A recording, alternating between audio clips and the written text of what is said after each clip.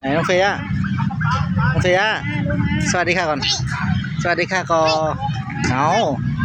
เล่นสไลเดอร์นะพ่อพามาเล่นนะสวัสดีค่ะก่อนยกมือด้วยสวัสดีค่ะอันนี้หนูมาเล่นสไลเดอร์ค่ะ one two three let's go ว้าวอยู่ไหนนะเอาเฟีย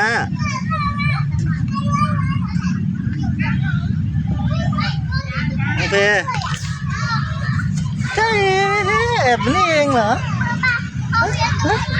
น้องเฟย่าอยู่ไหนอะพี่เขาจะลงแล้ว